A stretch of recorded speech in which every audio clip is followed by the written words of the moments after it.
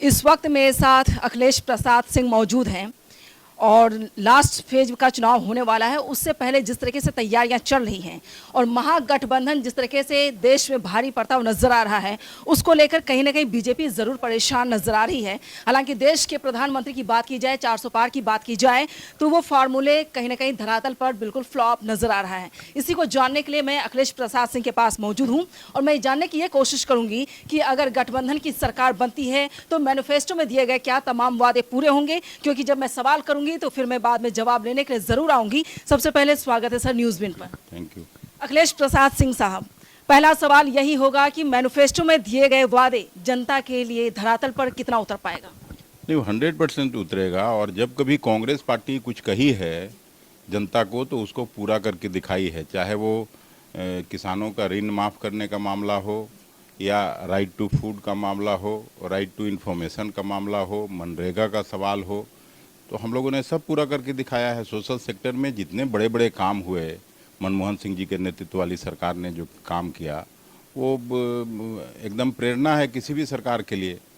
और राज्यों में भी जहां चुनाव हुए और राहुल गांधी जी ने कह दिया कि मैं ऋण माफ़ करूंगा किसानों का, तो माफ़ हुआ। मध्य प्रदेश हो, छत्तीसगढ़ हो, राजस्थान हो, कर्नाटक हो, सब जगह 4 वीक के अंदर अंदर माफ़ हुआ है। राहुल गांधी ने यह भी कहा है कि अग्निवीर जो है उसको खत्म कर दिया जाए, देंगे। तो निश्चित रूप से वो करना ही चाहिए। देश के इंटरेस्ट में, सेना के इंटरेस्ट में उसको फाड़ के फेंकना चाहिए रद्दी की टोकरी में। बिहार से जो मजदूर पलायन कर रहे हैं, लाखों की आबादी पलायन हो रही है, उस पर रोक कैसे लगाई जा सकती है? सरकार आपकी बनती है तब। यहाँ निश्चित रूप से जैसे पब्लिक सेक्टर इन्वेस्टमेंट हुआ करता था पहली पंचवर्षीय योजना में, दूसरी पंचवर्षीय योजना में, फिर से अगर वो स्थिति बहाल हो, फिर से चीनी उद्योग स्थापित हो, तो ऑटोमेटिक लोग यहीं रहेंगे, यहीं काम करना प्रेफर करेंगे। और हम लोगों ने मैनिफेस्टो में किया भी है, मनरेगा में काम करने वाले लोगों का 400 रुपया मानदेय तय करने का कोशिश करेंगे हम लोग।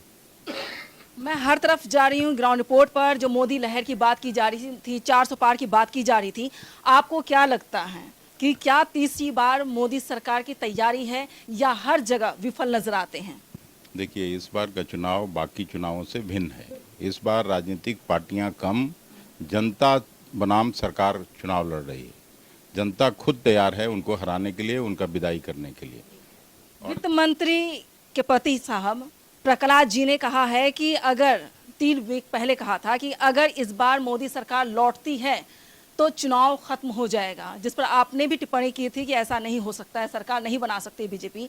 लेकिन फिर से दावा किया गया है कि चुनाव आयोग को कटघरे में भी लिया गया है कि अगर इस तरह से होता भी है तो गलत होगा। ईवीएम मशीन से लेकर तमाम चीज़ों पर पैनी नजर रखी गई।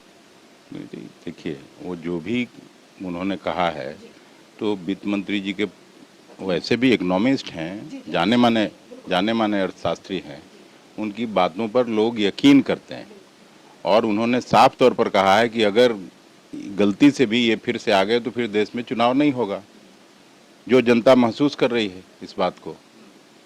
राहुल गांधी फिर ये कहते हैं कि जमीनी हकीकत को टटोल कर हम लोग चुनाव यात्रा में मौजूद थे। भारत जोड़ो यात्रा के बाद कहीं ना कहीं राहुल गांधी बहुत मजबूती के साथ मैदान में उतरे हैं। मैं बार बार ये कहती हूँ कि मैदान में उतरने के बाद राहुल गांधी ये मीडिया पर और मोदी पर दोनों पर चोट करते नजर आए हैं। इसको लेकर क्या कहेंगे? देखिए, मोदी के अहंकारी सत्ता को अगर सचमुच में कोई एक नेता चुनौती दिया है तो वो राहुल गांधी जी हैं। और राहुल गांधी जी पर लोगों का भरोसा है, चाहे वो जवान हो, नौजवान हो, किसान हो, मजदूर हो, महिला माँ बहनें हों, सभी वर्गों का उनको समर्थन और आशीर्वाद है। बिहार में महागठबंधन कितनी सीट ला रहा?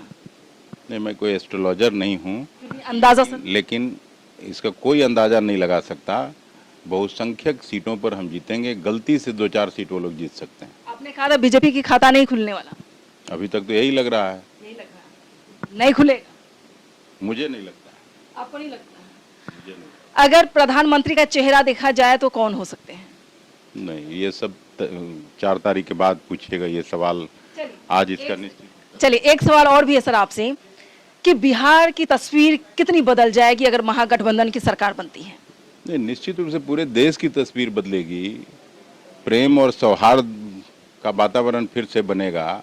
जो आज समाज में तनाव है, सामाजिक तनाव में लोग जी रहा है, वो ख़त्म होगा। सबसे बड़ी बात तो यही है। तो देश के प्रधानमंत्री ने भरे मंच से कहा है कि महागठबंधन वाले वोट के लिए मुजरा कर रहे हैं। तो आप समझिए कि कैसा प्रधानमंत्री हम लोगों ने चुन के रखा है, जो इस तरह का भाषा का प्रयोग करे। उससे खुद ही लोग अंदाज़ा लगा सकते हैं